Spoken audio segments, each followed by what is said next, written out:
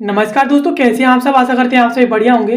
दोस्तों, अभी कुछ दिन पहले म्यांमार में और उसके पड़ोसी देश थाईलैंड में इतनी भयानक तरीके से भूकंप आया है कि वहाँ पर काफ़ी सारी निर्माणाधीन जो इमारतें थी वो भी ध्वस्त हो गई हैं और धरती वगैरह पर भी दरारें आ गई हैं।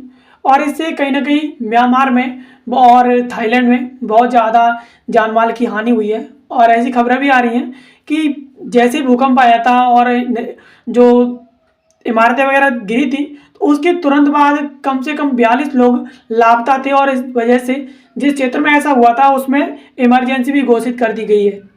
तो चलिए इस वीडियो में हम खबर के साथ साथ ये भी समझेंगे कि आखिरकार भूकंप होता क्या है और ये किस वजह से आता है और भूकंप की तीव्रता किस चीज़ से मापी जाती है। क्योंकि हमारा हर एक वीडियो में यही रहता है कि जो भी न्यूज़ होती है और उस न्यूज़ से संबंधित जो भी स्टैटिक बैकग्राउंड होता है उस सभी को हम कवर करते चलते हैं। तो चलिए आज की इस वीडियो में हम भूकंप के बारे में और म्यांमार में उससे जो क्षति हुई है उसके बारे में और आखिरकार भूकंप कितने प्रकार का होता है और इसको किस पैमाने पर नापा जाता है ये इस वीडियो में समझ लेते हैं। मेरे साथ वीडियो में अंत तक बने रहिए। खबर है अर्थक्वेक वीडियो यानी म्यांमार और बैंकॉक में भूकंप से तबाही और कई इमारतें इसमें धराशायी हो गई है और इस वजह से म्यांमार और बैंकॉक में इमरजेंसी घोषित कर दी गई है। चलिए पूरी खबर को बिंदुवार समझ लेते हैं। तो सबसे पहले इसके प्रमुख बिंदुओं के बारे में बात करते हैं। तो म्यांमार में खतरनाक भूकंप के झटके महसूस किए गए हैं और लोगों में भूकंप के बाद दहशत फैल गई है और दहशत महसूस की गई है। और नेशनल सेंटर फॉर सिस्मोलॉजी के अनुसार इसमें भूकंप के झटके काफ़ी तेज थे और झटकों से लोग दहशत में आ गए और अपने घरों से बाहर निकल आए। यानी म्यांमार में भूकंप जो महसूस किया गया है वो झटके बहुत ज़्यादा तीव्र थे और बहुत ज़्यादा खतरनाक थे। खबरें आ रही हैं कि म्यांमार में इससे बहुत ज़्यादा जान माल की हानि देखने को मिली है और लोग ज़्यादातर अवेयर ही होते हैं कि जब भी भूकंप आता है तो वो अपने घर से बाहर निकल जाते हैं। और भूकंप की कंडीशन में करना भी यही चाहिए क्योंकि इमारतों पर भरोसा नहीं किया जा सकता, वो किस जगह से और कब टूट करके गिर जाए कोई भरोसा नहीं है। और बात करें भूकंप की तो ये झटके इतने तेज थे कि थाईलैंड की राजधानी बैंकॉक में भी इन्हें महसूस किया गया था। नेशनल सेंटर फॉर सिस्मोलॉजी के अनुसार रिएक्टर स्केल पर इसकी जो तीव्रता थी वो 7.7 थी और भूकंप की झटके की वजह से ही बैंकॉक और म्यांमार में शहरों की बड़ी बड़ी इमारतें नाव की तरह हिलने लगी। यानी जिस तरीके से इसका जो तीव्रता नापी गई इस भूकंप की वो 7.7 रही और इससे कहीं ना कहीं बहुत ज़्यादा इमारतें इस तरीके से हिल रही थी कि मानो कोई इन्हें हिला रहा है और नाव की तरह हिल रही थी। और इससे बहुत ज़्यादा हानि जो है इन दोनों देशों में देखने को मिली है। और इसके साथ साथ थाईलैंड की जो राजधानी है बैंकॉक उसमें बिल्डिंग भी गिरी है। भूकंप की वजह से बैंकॉक में गगनचुंबी इमारतें गिरने की बात सामने आई है और रिपोर्ट के अनुसार जो बिल्डिंग निर्माणाधीन थी भूकंप की झटके को सह नहीं पाई थी। और भूकंप के बाद बैंकॉक में 43 लोग लापता पाए गए हैं और इसके बाद वहाँ इमरजेंसी का ऐलान कर दिया गया है। यानी जितनी भी गगनचुंबी और बड़ी बड़ी इमारतें थी वो सब इसमें धराशायी हो गई हैं और जो जो इमारतें हैं उनका निर्माण हो रहा था वो भी इसमें धराशायी हो गई हैं। और इसके साथ साथ जैसे ही ये भूकंप के झटके महसूस किए गए थे उसके बाद 43 लोग लापता पाए गए और इसी वजह से उस पूरे क्षेत्र में इमरजेंसी घोषित कर दी गई है।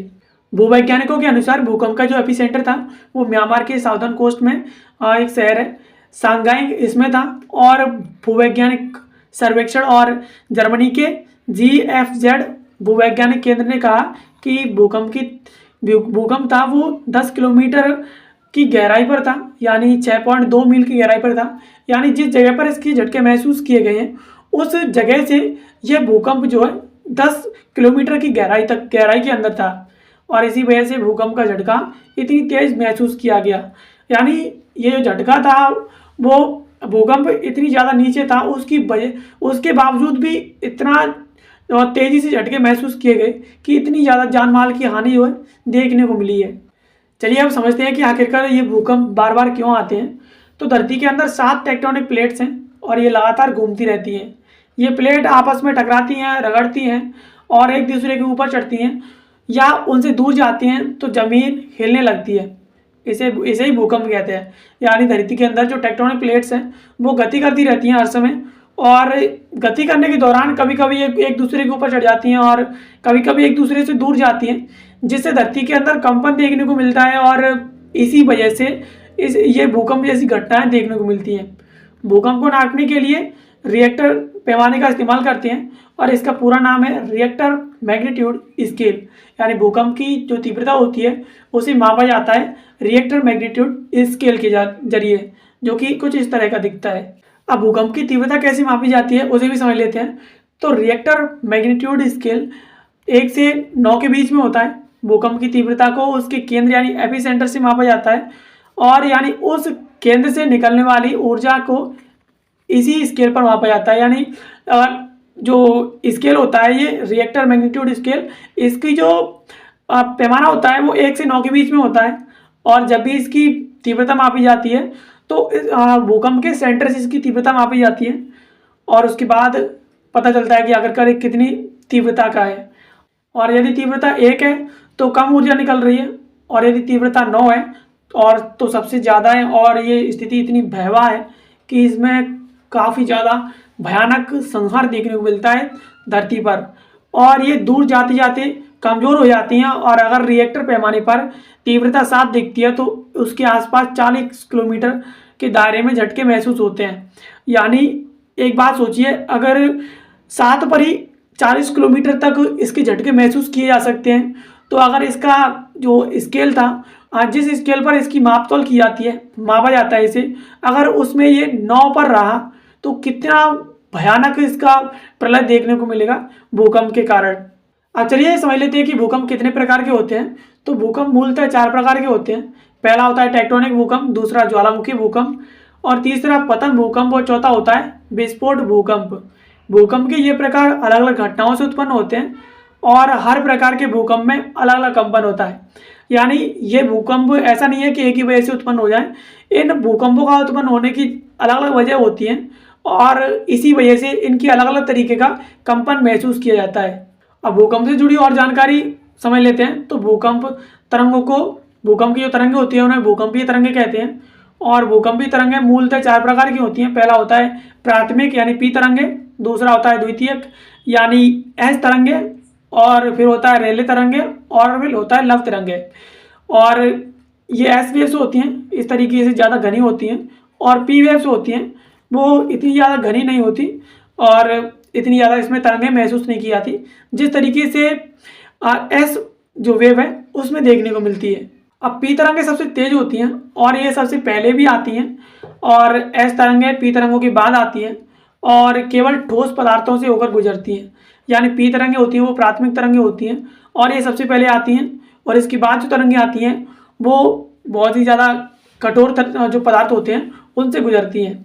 एल तरंगें यानी जो लव तरंगें हैं वो सबसे धीमी होती हैं और सबसे विनाशकारी होती हैं। यानी जो चौथे नंबर की तरंगें हैं वो बहुत ज़्यादा खतरनाक और घातक हैं। और भारत में भूकंप का जोन है वो 2, 3, 4 और 5 में बांटा गया है। इसका मतलब है कि अगर 5 भूकंप का 5वां जोन है तो सबसे ज़्यादा भूकंप वाले क्षेत्र को दर्शाता है। और अगर जोन में जोन अगर दो दर्शाता है तो ये समझना कि उस जगह पर भूकंप बहुत ही ज़्यादा कम आता है। चलिए इस मैप के जरिए समझते हैं इंडियाज़ 4 सिस्मेटिक जोन्स, यानी जो भारत के जो भूकंपीय जोन है उन्हें समझ लेते हैं। तो पहला है दूसरा जोन, यानी ये नीचे वाला जो क्षेत्र है ये है पूरा का पूरा। और उसके बाद है तीसरा जोन, ये पीला वाला क्षेत्र और ये सब है। उसके बाद जो जोन 4 है वो चौथा जोन है, वो कहीं कहीं देखने को मिल रहा है। और इसके बाद जो जोन 4 है यानी जो अंतिम और 5वां जोन है वो म्यांमार जैसे जो पूर्वोत्तरी राज्य हैं उनमें देखने को मिलता है और इसके साथ साथ कहीं ना कहीं और छोटे मोटे प्रदेश हैं उनमें देखने को मिलता है। तो ये थे भूकंप से संबंधित जानकारी जो आज की इस वीडियो में हमने एनालिसिस की विद न्यूज़ के साथ। तो दोस्तों आशा करते हैं ये वीडियो आपको पसंद आई होगी। ऐसी वीडियोज़ के लिए आप हमारे चैनल को सब्सक्राइब कर लीजिए। बाकी मिलते हैं किसी अगले वीडियो में किसी नए और इन्फॉर्मेटिव टॉपिक के साथ। तब तक के लिए आप सभी का बहुत बहुत धन्यवाद।